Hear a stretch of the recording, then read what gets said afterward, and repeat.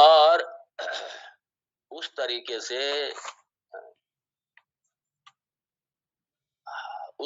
से सन्यास विधानतः, तो इसलिए जो बोधवान हैं, जो ज्ञानी हैं, जो विकारों से रहित हैं, उनके लिए त्याज्यम, त्याज्यम विहित कर्म जो है उनका भी विधि पूर्वक त्याग कर देना चाहिए। विधि पूर्वक मतलब क्या? विधि पूर्वक संन्यास लेकर के उसका त्याग कर देना चाहिए वो। इसलिए यहाँ पे विधि वशात विधि, भगवान ने इसका बड़ा सुंदर तरीके से कहा है। इसलिए जो ये कहते हैं ना कि ये नहीं, सन्यास की तो हमारे आई नहीं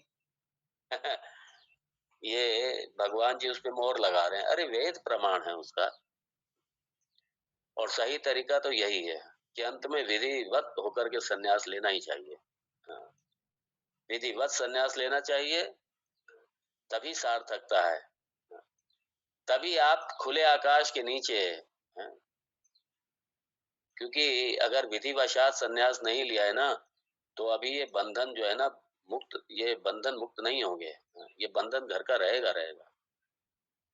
ये अपना पराया, मेरा तेरा, ये बंधन रहेगा ही रहेगा। इसलिए विधिवत सन्यास तो कायदे में विधिवत ही है, फाइनल वही है। तभी मुक्ति का आनंद भी है तभी मुक्ति का आनंद है। लेकिन ये नहीं होना चाहिए। कुछ लोग मैंने देखा, बड़ी अजीब स्थिति होती है, इधर सन्यास, विधिवत सन्यास भी ले लेंगे और उसके बाद में विधि का उल्लंघन भी कर देंगे। हाँ, उल्लंघन भी कर देंगे, तो वो नहीं। इसलिए पूरी तैयारी होनी चाहिए। और विधिवत सन्यास जो है वो मात्र निधि ध्यासन के लिए, या श्रवण मनन निधि ध्यासन, ये लगा रहना चाहिए, ये लगा रहना चाहिए। और उसके साथ में उपासना भी, भले ही उसके लिए कर्म नहीं है, कर्तव्य नहीं है, लेकिन अगर वो उपासना करता है, उपासना रूपी कर्म करता है, ईश्वर अधिष्ठान रूप कोई कर्म करता है, तो उसमें भी वो किसके लिए? लोक हितार्थम। इसलिए भगवान ने कहा न बुद्धि भेदम जनयेत अज्ञानाम कर्म संगीनाम जोशयेत सर्व कर्माणि। हाँ, ये विद्वान के लिए क्या है?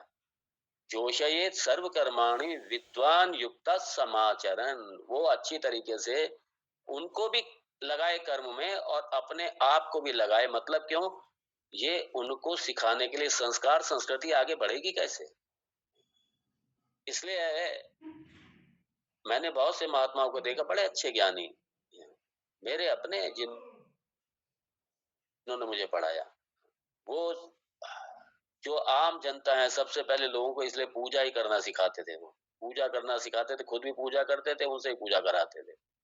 ये सारे कर्म, ये सारी पूजा पद्धति और ये जो छोटे छोटे वैदिक कर्म हैं, ये सारा मनोयोग से खुद भी करते थे, कराते भी थे। बोले अगर हम ही लोग नहीं करेंगे तो ये सीखेंगे कहाँ से ये लोग। इसलिए उनको सिखाने के लिए, क्योंकि ये संस्कृति संस्कार आगे बढ़े, इसलिए और कर्म उपासना में पहले लगाते थे। वो कर्म उपासना में खुद अच्छे से करते थे और दूसरों से भी कराते थे। इसलिए भगवान ने कहा विद्वान युक्त समाचरण। विद्वान मतलब जो ज्ञानी हैं, उनको भी लोक हितार्थ में बड़े अच्छे से कर्म उपासना में लगे रहना चाहिए। किसके लिए? लोक हितार्थम, उनके लिए, उनको, ताकि वो सीखें वो भी। इसलिए हमारे जो शंकराचार्य जी ने जो चारों मठ जो बनाए हैं, उसमें कर्म उपासना किसी भी दिन नहीं। वेदांत का श्रवण भले ही हो या ना हो वहां पे रोज, लेकिन कर्म उपासना ये एक दिन भी नहीं छूटती वहां पे, एक दिन नहीं छूटती। कहां से सीखेंगे लोग? इसलिए लर्निंग सेंटर है हमारे सारे मठ। ये मात्र वेदांत तक सीमित नहीं है, होने चाहिए आश्रम। जो विद्वत आश्रम है भी वो मात्र वेदांत तक नहीं, कर्म और उपासना ये लेकर के चलना चाहिए। इसलिए हमारा कोई भी आश्रम बिना मंदिर के नहीं है। इसलिए बिना मंदिर के आश्रम हो ही नहीं सकता। आश्रम है ही नहीं बिना मंदिर के।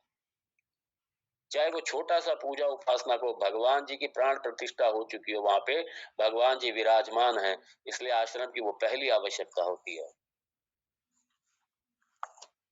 और यहाँ घड़ी मेरी कह रही है चुप हो जाओ, समय हो गया है।